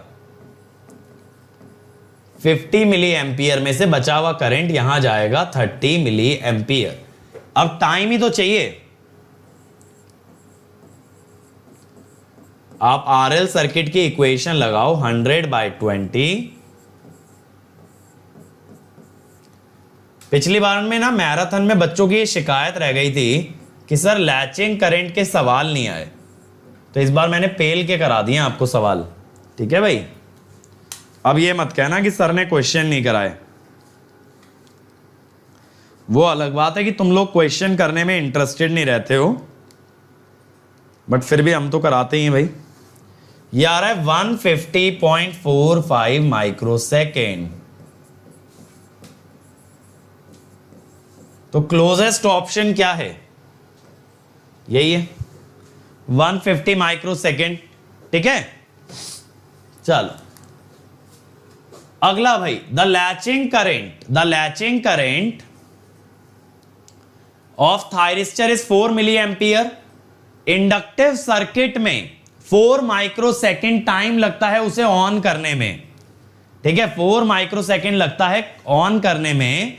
अब ये बताओ इंडक्टेंस बढ़ाने से गेट पल्स के विड्थ पे क्या असर पड़ेगा, ठीक है।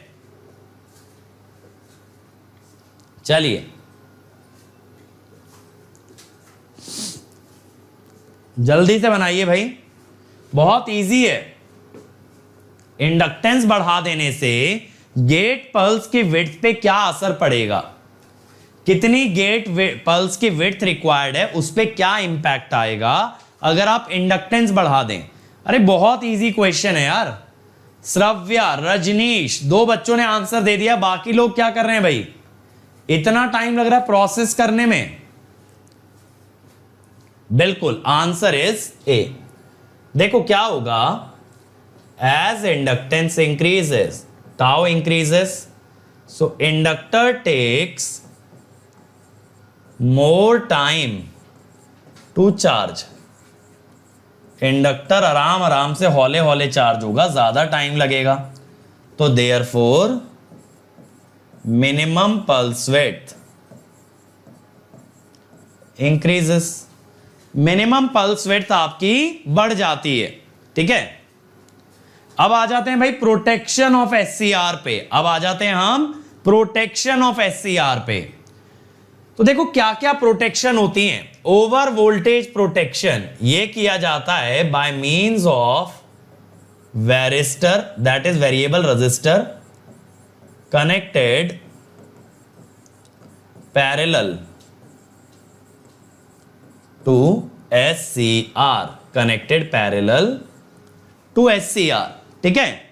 फिर ओवर करंट प्रोटेक्शन ये किया जाता है by means of a fuse and crowbar thyristor.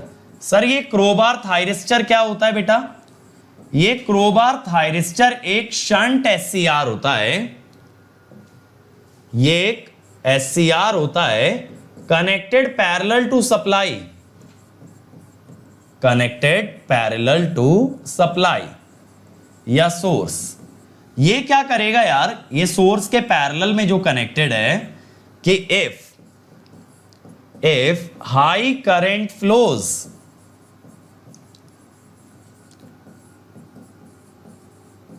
It is triggered, ये क्या हो जाता है, ट्रिगर हो जाता है, and it short circuit the source, तो सारा करंट इससे जाने लगेगा। समझ रहे हो, जैसे मान लो मेरे घर के अंदर बहुत नाजुक अप्लायंसेस हैं, मेरे घर के अंदर कुछ ऐसी डिवाइसेस हैं जो कि हाई करंट से डैमेज हो सकती हैं, तो मैंने घर में जहां सप्लाई लगा रखी है ना, वहीं पे शंट में एक SCR जोड़ दिया कि हाई करंट आएगा तो सारा करंट इससे फ्लो कर जाए, मेरे घर की डिवाइसेस तक ना पहुंचे, उसे कहते हैं क्रोबार थायरिस्टर। dV/dt प्रोटेक्शन, इसके बारे में हम बढ़िया तरीके से बात करेंगे। स्नबर सर्किट, ये होगा dI/dt प्रोटेक्शन। बेटा ये 2 तरह से चेंज होता है, एक तो कंस्ट्रक्शन पे डिपेंड करता है और दूसरा सीरीज इंडक्टर पे। Thermal protection, this is done by means of heat sink, और gate protection, this is by filter, zener diode and series resistor, ठीक है, ये सब एलिमेंट्स होते हैं। अब देखो over voltage and current protection, जैसा बच्चों मैंने आपको बताया ओवर वोल्टेज के लिए आप लगाते हो एक वैरिस्टर। ये वैरिस्टर क्या करता है, जैसे ही हाई वोल्टेज होती है इसका रेजिस्टेंस कम हो जाता है, तो ये SCR के अक्रॉस की वोल्टेज को रिड्यूस कर देता है। At high voltage varistor resistance reduces, so voltage across SCR decreases, ठीक है। ओवर करंट के लिए बेटा ये आपने लगा दिया circuit breaker, this is for over current, कि हाई करंट आएगा तो आप डिस्कनेक्ट कर दोगे, आप फ्यूज भी लगा सकते हो, आप सर्किट ब्रेकर भी लगा सकते हो। फिर DV by D T protection, देखो उसके लिए लगता है स्नबर सर्किट। स्नबर सर्किट ये आरएस और सीएस वाला है, और ये आरएस के अक्रॉस ना एक डायोड होता है। अब यहां पे क्या होता है, देखो आप पहले एससीआर को लेके चलते हो यार ऑफ, आप ऑफ लेके चलते हो। अब जैसे ही आप स्विच को क्लोज करते हो ना, तो देखो यहां से एक आरसी सर्किट बन जाता है, इस टाइप से। क्या बन जाता है? एक RC circuit. RC circuit is formed, जिसमें अगर आप ध्यान दो तो थायरिस्टर की जो वोल्टेज है वही कैपेसिटर की वोल्टेज होगी, Vs। तो अगर बेटा आप dV बाई dt निकालते हो,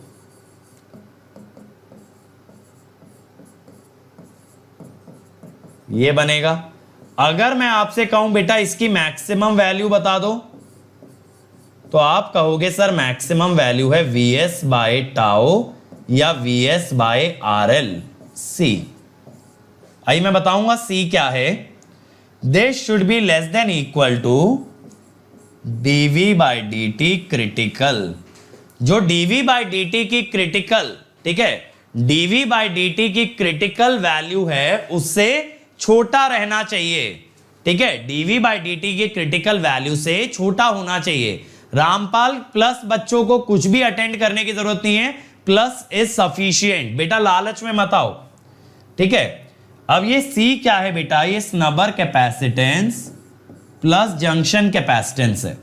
ये जंक्शन कैपेसिटेंस किसका है? SCR। अब क्या होता है व्हेन SCR इज ऑन, अब जब SCR को ऑन करते हो तो CS discharges through RS and thyristor, ऐसे देखो कुछ इस टाइप से। अब यार ये जो डिस्चार्जिंग करंट है ये SCR से जा रहा है, तो ये SCR को नुकसान पहुंचा सकता है, तो हम ये कहते हैं डिस्चार्जिंग करंट मैक्सिमम कितना होगा? ये होगा maximum capacitor voltage bye RS। Capacitor की मैक्सिमम वोल्टेज कितनी हो सकती है यार? सप्लाई के बराबर। तो हम ये कह देते हैं Vs by RS should be less than equal to I discharging critical. एक क्रिटिकल वैल्यू से कम रहना चाहिए।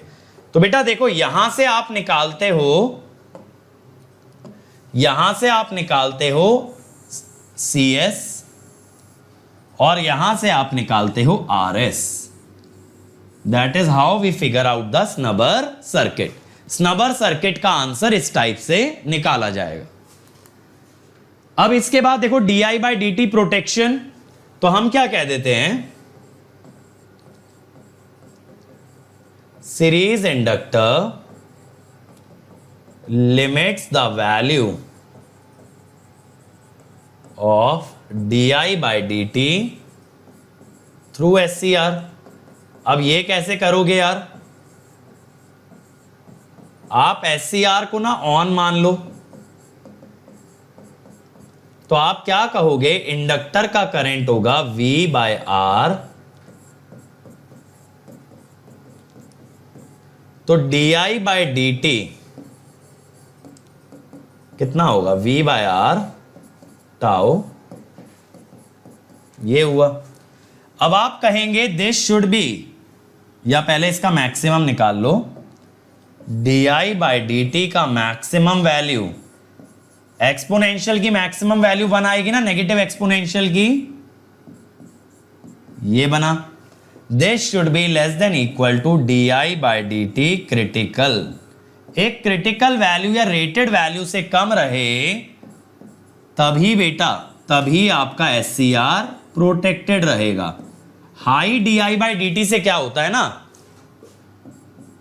High DI by dt causes hot spot formation causes hot spot formation. ठीक है, ये बात क्लियर हो गया। कम्यूटेशन ऑफ एससीआर बेटा चॉपर में कराऊंगा। अब थर्मल प्रोटेक्शन के लिए बेटा क्या लगाते हैं हम लोग, देखो हीट सिंक। अब हीट सिंक में आपको क्या पता होना चाहिए यार, आपको यह पता होना चाहिए that there is a term called thermal resistance, जिसकी यूनिट होती है डिग्री सेंटीग्रेड पर वॉट। अब थर्मल रेजिस्टेंस क्या होता है, junction to case, case to sink और सिंक टू एम्बिएंट। जे का मतलब जंक्शन, सी का मतलब केस, एस का मतलब हीट सिंक और ए का मतलब एम्बिएंट या एटमॉस्फेयर कह दो। और फिर बेटा यहां पे ना बस एक सर्किट आपको पता होना चाहिए। सर सर्किट क्या, कि अगर इसको हम इलेक्ट्रिकल सर्किट में रिप्रेजेंट कर ले, देखो सिंपल सा सर्किट बता रहा हूं, ये होगा टी जे जंक्शन टेम्परेचर। तो टेम्परेचर को ना एज अ वोल्टेज दिखाते हैं, टी ए, ये सिंक टेम्परेचर टी एस, ये केस टेम्परेचर टी सी, और बेटा ये सब रेजिस्टेंस है theta J C, theta C S, theta S A. और यहां करंट के नाम पे फ्लो करती है पावर। क्या फ्लो करती है, पावर। ठीक है, मोनोस्नबर सर्किट में ही काउंट कर लेते हैं बेटा इंडक्टर को भी। di/dt प्रोटेक्शन में जो इंडक्टर लग रहा है ना, उसी को बोल देते हैं स्नबर इंडक्टेंस। ठीक है, तो ये सर्किट याद रखना, इस पे न्यूमेरिकल पूछा जा सकता है। Temperature serves as the voltage, power serves as the current, और बीच में है थर्मल रेजिस्टेंस। चलो भाई क्वेश्चन आ गया बेटा सामने, जल्दी से बता देंगे सभी बच्चे। आपको मैचिंग बतानी है बेटा, तो मुझे जल्दी जल्दी बताते चलना। ए का क्या आएगा, बी का, सी का और डी का। ए का बताओ,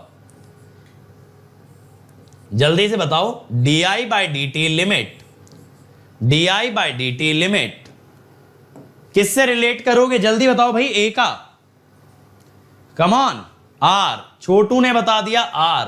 B dv/dt limit, dv/dt limit, come on everybody, जल्दी से बताएंगे सभी बच्चे। dv/dt लिमिट ये आएगा बेटा P, ये आएगा P। अगला बताओ I²T limit, I²T limit, come on, I²T limit. ये B का Q कौन बता रहा है भाई, छोटू। B में P आएगा ना स्नबर। I²T लिमिट जल्दी बताओ, जल्दी बताओ।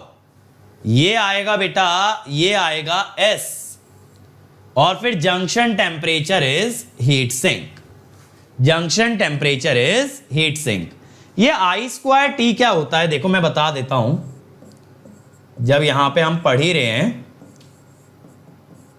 देखो SCR में से यार कभी भी अगर करंट की बात करें तो SCR तो यूनिडायरेक्शनल डिवाइस है, एक ही डायरेक्शन में करंट फ्लो कर सकता है।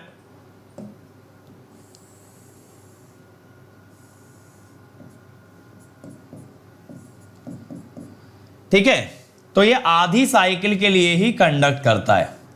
अब हीट कैसे निकलती है किसी डिवाइस की, I²RT, तो यानी it is proportional to I²T। तो बेटा अगर टाइम कम लेके चलें, if high current is taken then T must be small. भाई एक पर्टिकुलर हीट के लिए अगर करंट ज्यादा ले रहे हो तो टाइम छोटा होना चाहिए। तो ये क्या कहते हैं हम लोग, ये कहते हैं इसको सर्ज करंट रेटिंग।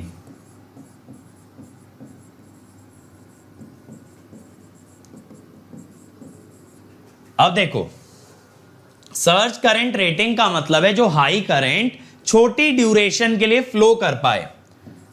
अगर 1 साइकिल की बात करोगे तो एक साइकिल में आधी साइकिल का ही कंडक्शन होता है ना, I square I1 square T/2 is equal to I square T rated. अगर एक साइकिल में आप T/2 ले रहे हो तो हाफ साइकिल में क्या करोगे, T/4 लोगे। तो बेटा जैसे जैसे टाइम घटाते जाओगे वैसे वैसे आप करंट हाई कर सकते हो। तो इसमें हम क्या कहते हैं, high current can flow in SCR for a short period of time. SCR की ये खासियत है, बहुत हाई करंट को झेल सकता है लेकिन बहुत छोटे समय के लिए। चलो अगला बताओ, for a thyristor dV/dt control is done because, जल्दी बताओ dV/dt कंट्रोल क्यों करते हैं एक थायरिस्टर में।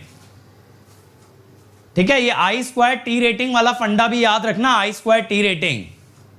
कम on everybody, for a thyristor dV/dt control is done because, क्यों कर रहे हैं, क्यों कर रहे हैं भाई, बहुत इजी, अभी बताया था dV/dt से रिलेटेड कुछ। क्या है answer, what is the correct answer. Ankit नहीं बेटा, ए तो नहीं आएगा, बाकी लोग बताएं।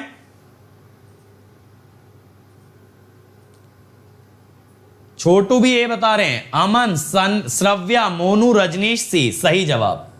मैंने बताया था, अभी याद करो, dV/dt ट्रिगरिंग, और मैंने यह भी बताया था वो अनडिजायरेबल है। तो हाई dV/dt के केस में बिना किसी गेट करंट के भी ट्रिगरिंग आ सकती है। तो that is the drawback, that is the drawback कि विदाउट गेट करंट भी टर्न ऑन आ सकता है अगर dV/dt हाई है। चलो अगला करो भाई, ये आ गया आपका स्नबर से रिलेटेड क्वेश्चन, ये आ गया। The junction capacitance is 15 picofarad. चलो ये वाला मैं करा देता हूं, it is 15 picofarad. The limiting value to turn on the thyristor is 5 milli ampere, critical dV/dt is 200 volt. अब कितना आपका CS होना चाहिए, तो देखो जरा ध्यान देना, आप SCR को ऑफ मानेंगे, फिर आप कैपेसिटर वोल्टेज की इक्वेशन लिखेंगे, यही आएगी। फिर आप dV/dt करेंगे,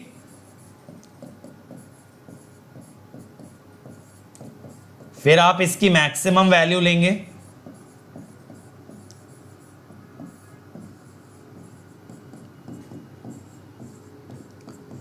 now this should be less than equal to dV/dt critical. अब देखो Vs/टाउ क्या होगा, सप्लाई वोल्टेज 7 दी है, टाउ होगा R इंटू C, और बेटा आपको ये लेस देन इक्वल टू रहना चाहिए 200 वोल्ट बाय माइक्रो सेकेंड। तो यहां पे C क्या आ गया, ग्रेटर देन इक्वल टू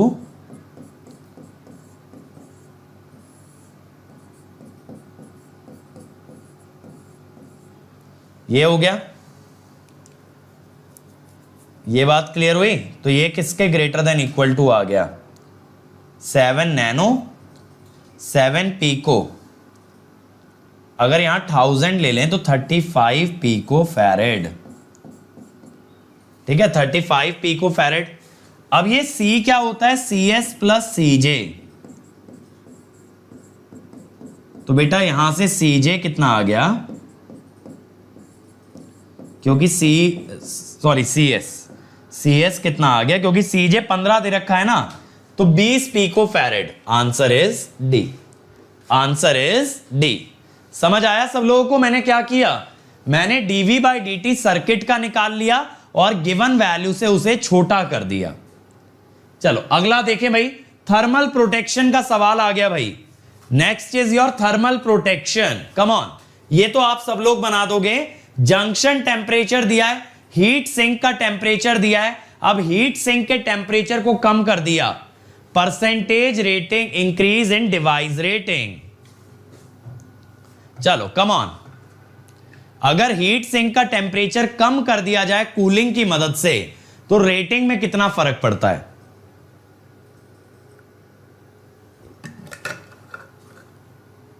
जल्दी से बताएंगे सभी लोग, चलिए, कम ऑन एवरीबॉडी,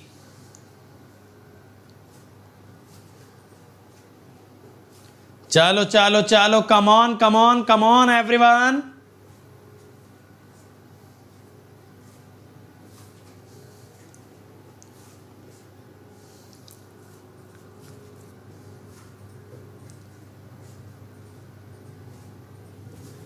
और बच्चों याद रखना, अभी 2 घंटे बाद 3 बजे से मेरा जेड ट्रांसफॉर्म का मैराथन है स्पेशल में, आप सब लोगों को आना है उसके अंदर। रजनीश कह रहे हैं डी, चलो देखते हैं।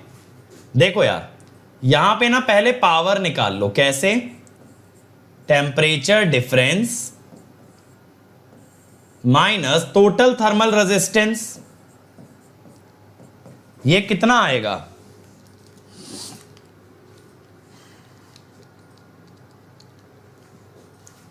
टू 29।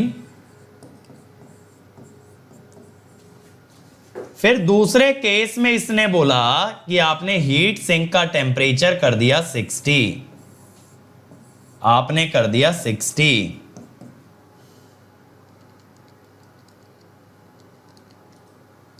टू 70.83। अब यार ये कौन सी पावर है? ये एक्चुअल में है पावर डिसिपेशन। ये वो पावर है जो हीट में कन्वर्ट हो रही है।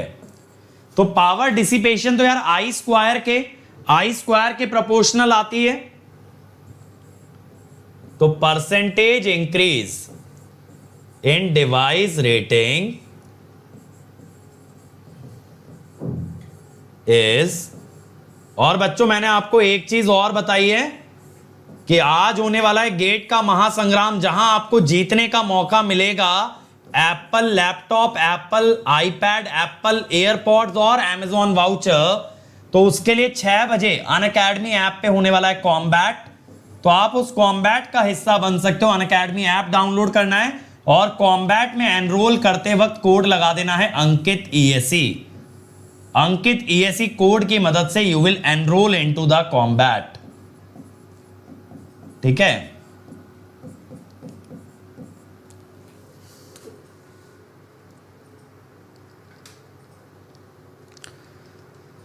तो मैंने क्यों किया है भाई ऐसा? Power dissipation is proportional to I square. तो मैंने आई को बोल दिया स्क्वायर रूट ऑफ पावर के प्रोपोर्शनल है। जस्ट इस सेशन के बाद ना कॉम्बैट वाला पेज ओपन करके अनअकैडमी ऐप में रजिस्टर कर लेना बेटा, छोड़ना मत मौका। पिछली बार भी इलेक्ट्रिकल से बच्चे जीत के गए हैं, पिछली बार भी इलेक्ट्रिकल से बच्चे जीत के गए हैं। बिल्कुल अंकित फ्री है। तो अब की बार आपको जीतना है, अब की बार बेटा आपको जीतना है।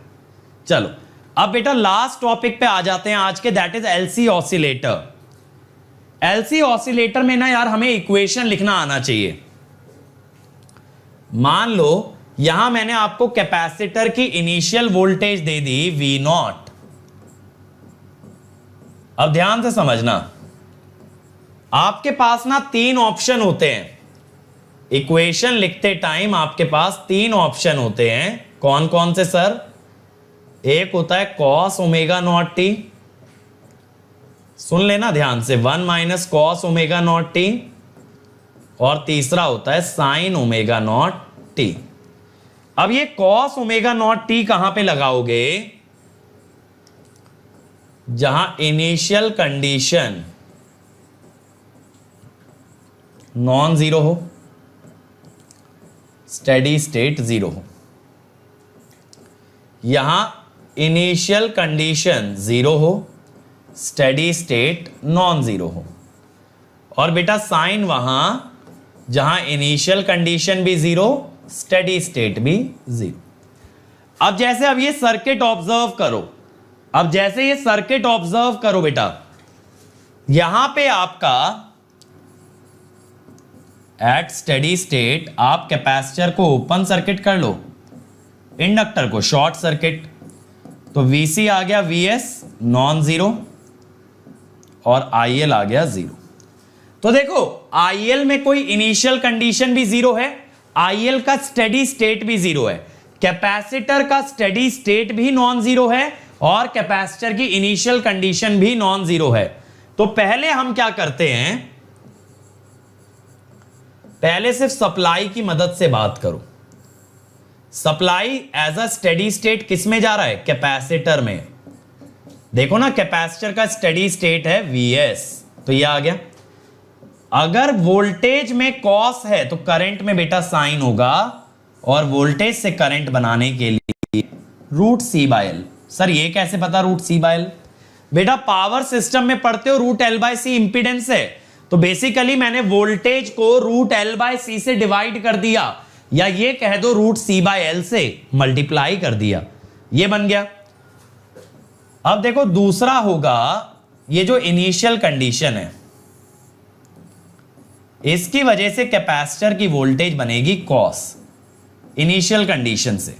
लेकिन यार इनिशियल कंडीशन से जो करंट आएगा ना वो उल्टा आएगा, ऐसे आएगा। बैटरी आपका ऐसे करंट फ्लो कराएगी लेकिन कैपेसिटर उल्टा कराएगा, तो कैपेसिटर उल्टा कराएगा तो उल्टा लिख लो, माइनस लिख लो। समझ रहे हो, कैपेसिटर जब डिस्चार्ज होगा तो करंट उल्टा फ्लो करेगा। अब एक इक्वेशन आ गई ड्यू टू सप्लाई, एक आ गई due to initial condition. Overall value आएगी दोनों का कॉम्बिनेशन, दोनों का सुपरपोजिशन। समझ में आई बात? ये सुपरपोजिशन से लिख दिया हमने।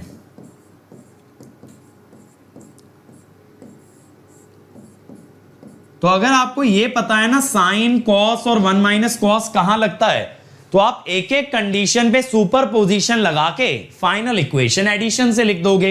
एक और एग्जांपल दिखाता हूं बेटा, यहां पे अब देखो, अगर आपका इनिशियल कैपेसिटर वोल्टेज 0 होता तो आपके पास सप्लाई है, आप फिर वही करते एट स्टेडी स्टेट Vc हो गया Vs और IL हो गया 0, क्योंकि ओपन सर्किट हो गया ना। अब Vc में जब आपके पास स्टेडी स्टेट आ रही है तो आप लगाएंगे 1 माइनस कॉस। वोल्टेज में अगर कॉस आ गया बेटा तो करंट में तो पक्का है साइन ही आना है, खत्म कहानी। बाकी बच्चे लैपलास से बनाएंगे और बेटा आप लोग ये इक्वेशन डायरेक्टली लिखेंगे एग्जाम के अंदर, ठीक है। अब देखो ऐसे ही अगर बात करें, ये बैटरी जब हमने लगाई तो देखो दिख रहा है करंट फ्लो कर रहा है, करंट फ्लो कर रहा है बेटा, तो धीरे धीरे करंट बढ़ा और कैपेसिटर चार्ज हुआ। अब जब करंट नेगेटिव गया तो कैपेसिटर डिस्चार्ज होने लगा, कैपेसिटर डिस्चार्ज होने लगा। अब फिर से जब करंट बेटा पॉजिटिव गया, फिर से देखो कैपेसिटर आपका चार्ज होने लगा।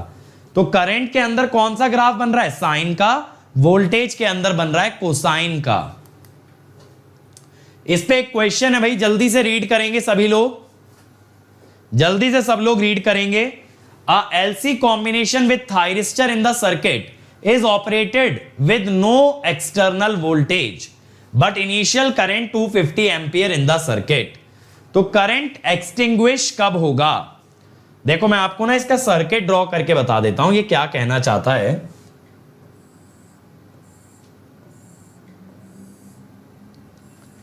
एक एलसी सर्किट है,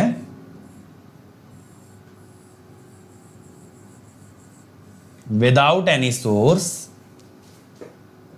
यहां ना आपको इनिशियल इंडक्टर करंट दे दिया यार 250 एम्पियर, ठीक है। अब ये बताना है करंट खत्म किस टाइम पे होगा। इनिशियल इंडक्टर करंट आपको दिया है 250 एम्पियर, आपको बताना है करंट एंड किस टाइम पे होगा। कैसे निकालोगे? करंट और वोल्टेज की इक्वेशन लिख लो और बता दो करंट 0 कब जा रहा है, जल्दी बताओ। करंट की इक्वेशन लिख लो। आपको यह दिख रहा है बेटा कि यहां पे कोई सोर्स नहीं है, ध्यान दो, देयर इज नो सोर्स। तो बेटा इसका क्या मतलब है, steady state is 0 but IL 0 कितना दिया है, 250 एम्पियर। तो आप ना IL की इक्वेशन लिख सकते हो यार, इनिशियल कंडीशन दी है ना, तो इसमें कॉस लगा दो। तो हम क्या कहेंगे, after omega naught T equal to pi by 2, 90 degree के बाद कॉस की वैल्यू नेगेटिव जाती है। अब SCR can not allow negative current, simple सी बात को समझो, SCR can not allow negative current, तो बेटा SCR ऑफ हो जाएगा।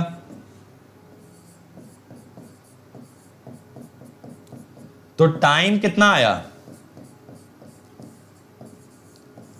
समझे? 90 डिग्री तक कंडक्शन बनाना, 90 डिग्री तक बना भाई। और देखो ओमेगा नॉट होता है 1/√LC,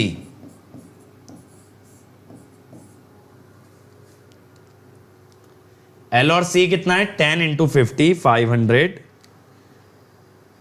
तो ये आया 35.12 माइक्रोसेकेंड। तो बेटा ये इक्वेशंस लिखनी जरूर आनी चाहिए, ये इक्वेशन लिखनी जरूर आनी चाहिए। LC ऑसिलेटर पे मेरा लेक्चर पावर इलेक्ट्रॉनिक्स के अंदर भी है, अलग से लेक्चर भी पड़ा है LC ऑसिलेटर का, तो अगर आपको डिटेल में जानना है ये इक्वेशन आई कहां से है वहां से कवर कर लो। अदरवाइज अगर ऐसे समझ आ रहा है तो ऐसे समझ लो कि 3 इक्वेशन है, कॉस, 1 - कॉस और साइन। 1 - कॉस लगेगा जहां स्टेडी स्टेट है, कॉस लगेगा जहां इनिशियल कंडीशन है, और अगर बाकी जगह क्या लगेगा, साइन। अगर वोल्टेज में कॉस आया तो करंट में साइन, करंट में कॉस आया तो वोल्टेज में साइन।